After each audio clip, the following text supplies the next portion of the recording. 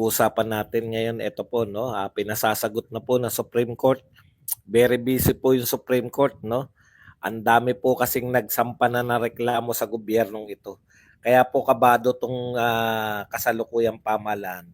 Kasi ngayon pa lang nasa power pa sila. Napakarami na pong sinasampang kaso o kino-question yung kanilang mga pinagagawa sa Supreme Court. Hindi nyo ba po napuna? Si Tatay Digong po, bihira po. Ito po, halos lahat ng ikilos no? May nakikita pong irregularidad yung mga tao.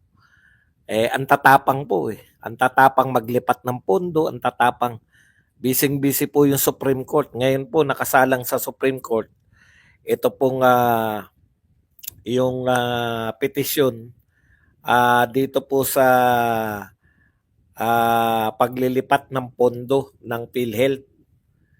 Tapos, susunod po yung oral argument naman dito po sa GAA, 2025 GAA. Tapos ito po, tinitiyak ko, kinakailangan ditong umaksyon ng Supreme Court kasi sa petisyon po ni BP Sara tungkol po sa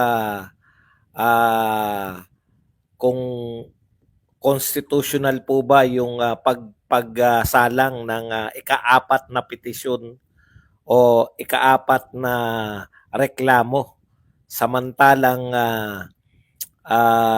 yun na nga, alam naman natin meron ding 1-year ban. So very busy po yung Korte Suprema. Pag-usapan din po natin ito pong si Yusek Claire.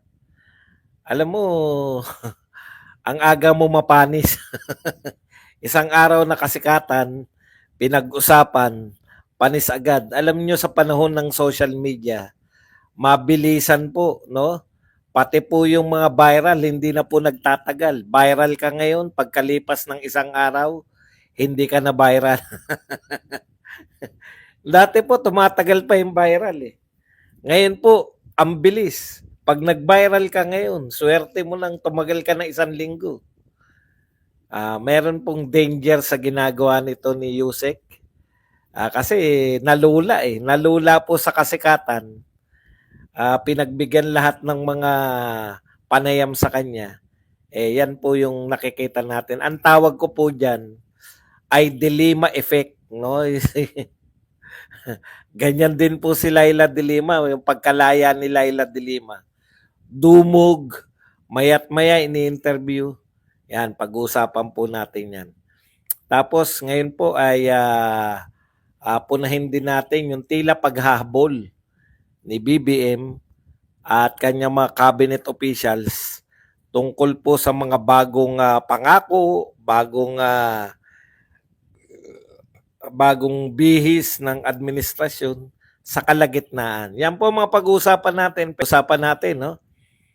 Yun nga po nasabi natin, ngayon pong araw na to, meron pong, kung hindi ako nagkakamali, pangalawa na po to sa oral argument dito po sa paglilipat ng pondo ng PhilHealth. In summary, yung nabasa natin, hindi naman kasi 4 na oras Ang hirap po pakinggan. Pero kung nakasubaybay tayo, na i-live natin. Kaya lang, di ko alam Kaya 4 na oras yung oral argument. Pero very po yun, no? Yung nakita po natin dito, yun pong tanong sa kanila na bago ba kayo mag-transfer, nabayaran nyo na lahat ng pagkakautang ninyo sa ospital, lahat ng benepisyo ng mamamayan. Hindi po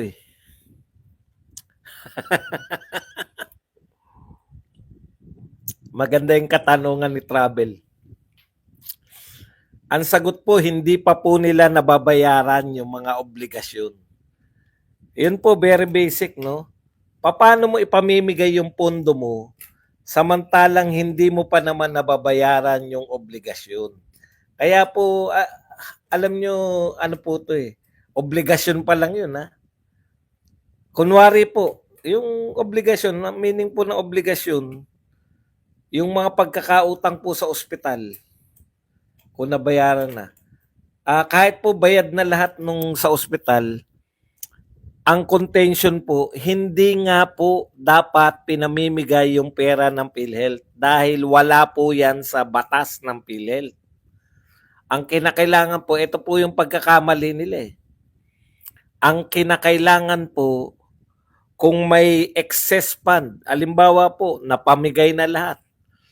Yung mga pagkakautang sa ospital, pinamigay na lahat.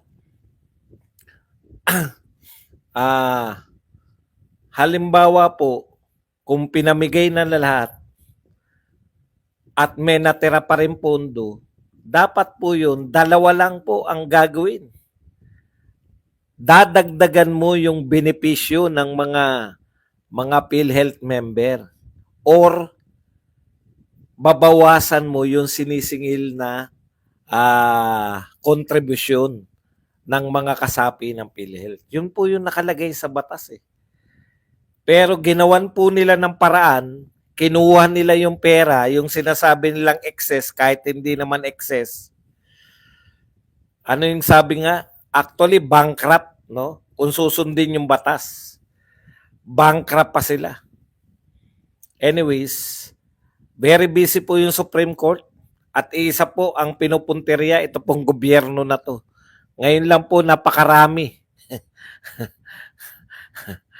Nariyan pa po, humingi pa po yung Solgen ng extension para po dito sa pagsagot nila. Simple lang naman po. Sabi nyo nung una, walang anomalya yung GAA, di ba?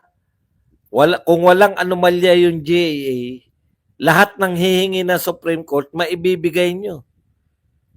Hindi nyo talaga maibibigay yan kung mayroon talagang kulang.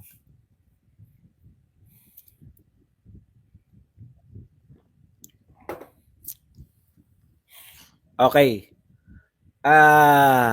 Puntahan po natin to. Alam niyo yung Dilima effect? Nung lumaya po si Dilima, pinagkakaguluhan niya ng press. Tapos, i-interviewin ng mga ibang, kumbaga, yung sinabi niya rito sa pagtitipo na to, nag-press conference. Tapos, i-interviewin siya ng, mga iba't ibang channel. Same pa rin yung sasabihin. Same pa rin yung sasabihin ni Dilima. Sabi ko, hindi magtatagal to. Kakasawaan si Dilima. Yun at yun lang eh. Ang hindi naunawaan ni Dilima, lahat ng interview niya rito, kumalat na yan sa social media. Lahat ng interview niya na susunod, kalat pa rin. Kung pareho yung sinabi niya rito sa press conference dito at pareho dun sa isang istasyon, pareho na naman sa susunod na istasyon, sino pa manunood sa kanya? Okay. Ganyan din po eh. Pinakinggan ko yung kay Karen Davila, yung buo yung interview ni Karen Davila kay Claire Castro.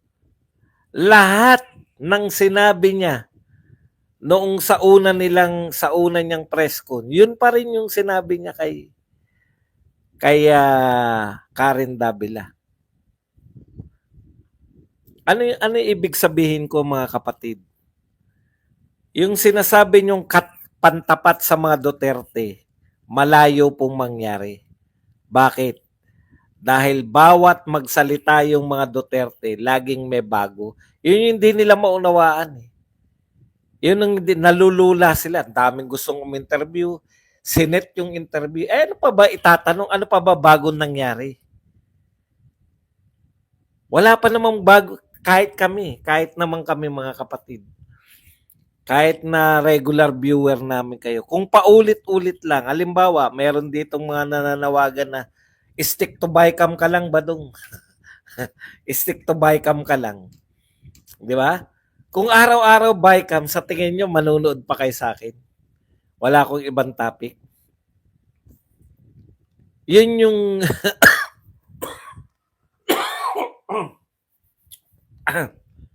yun yung hindi nauunawaan ng mga to. Pare-pareho lang. Yung sinabi niya kahapon, yan din yung sinabi niya kanina sa interview niya kay Karen Davila. Yan pa rin yung sasabihin niya kung sino man mag-interview sa kanya.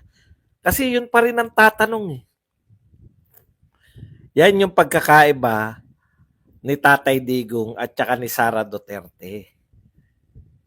Hindi sila mayat-maya, hindi sila yung nagpa-interview ka na ngayon, mamayang hapon magpapa-interview, mamayang hapon.